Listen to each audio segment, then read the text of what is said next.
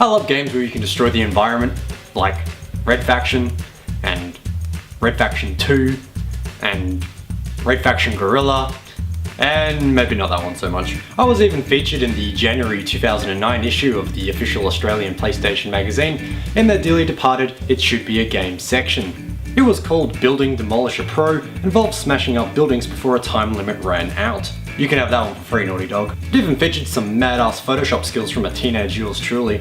My point is, the market share of games that let you mindlessly destroy public and private property is surprisingly thin, which is why I was quite the happy chap when I discovered Blast Corps, even more so when I realised that the developer was none other than Rare.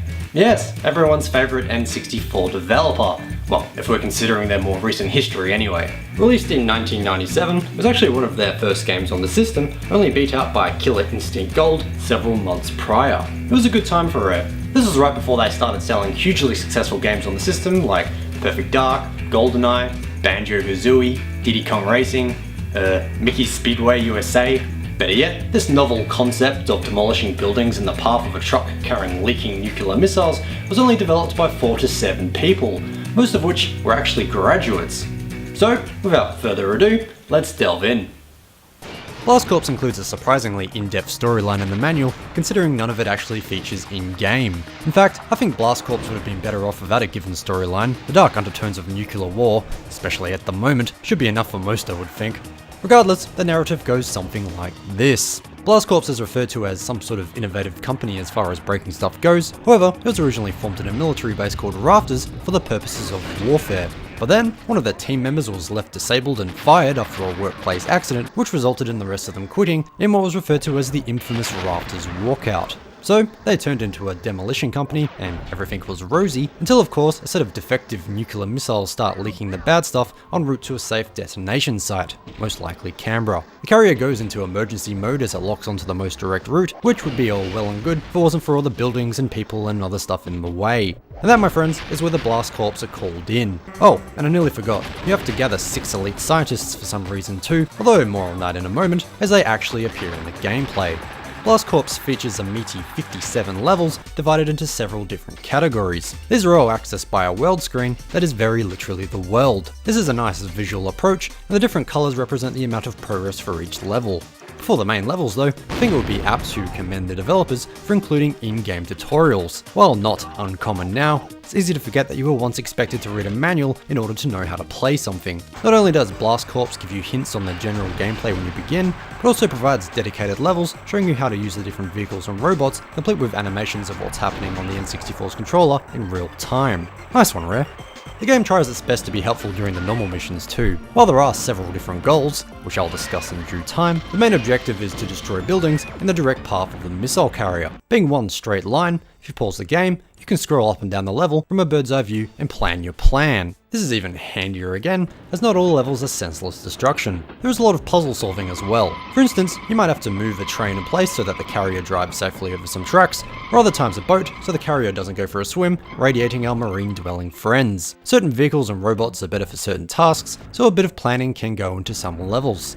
Luckily, you can exit these whenever you like and roam around on foot until you find and jump into whatever you need, including cranes. One great aspect of the game though is the fact that once you've successfully escorted the carrier from one side of the mission map to the other, that level is not necessarily complete. You can go back to the level whenever you want and complete the other goals in a leisurely way without the looming threat of nuclear disaster. These goals include collecting shiny things, destroying all the buildings, which seems a bit unnecessary since they're not in the way, but okay, rescuing survivors who are in the very buildings you just destroyed, and activating communication points that unlock side missions. There are also those 6 scientists to locate, which require a bit of exploration to find, or googling depending on your patience, which will unlock a few bonus levels if you've also completed the main game. Side missions are a neat addition, but are a bit on the easy and repetitive side. Some are simply time trial racing levels, which give you a choice of the vehicles. As you can imagine, some are better suited to some tracks than others. The other main side mission is basically exactly like my Building Demolisher Pro idea. You're thrown into a map and must destroy all the buildings in a certain time limit.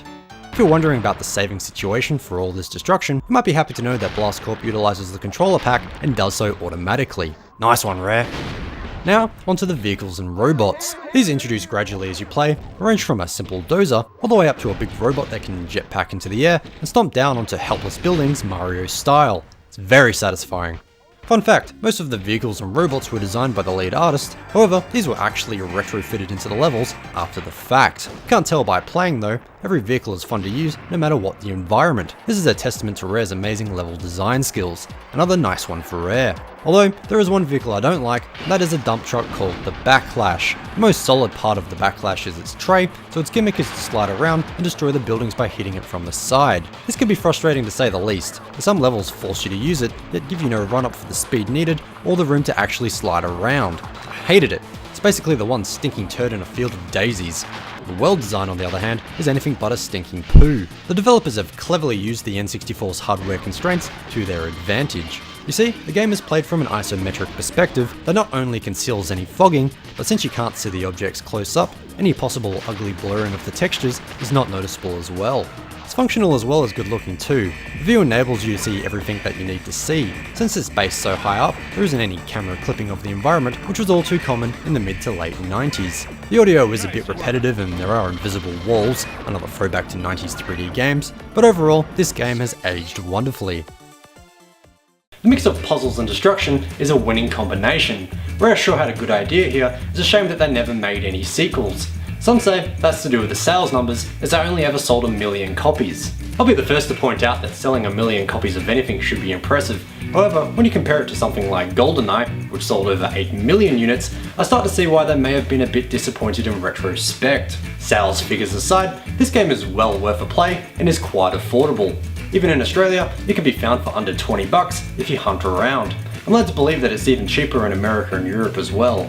However, if you own an Xbox One, it's included in the excellent Rare Replay compilation and is considered a highlight of that collection. So, that's a viable way to play Blast Corps as well.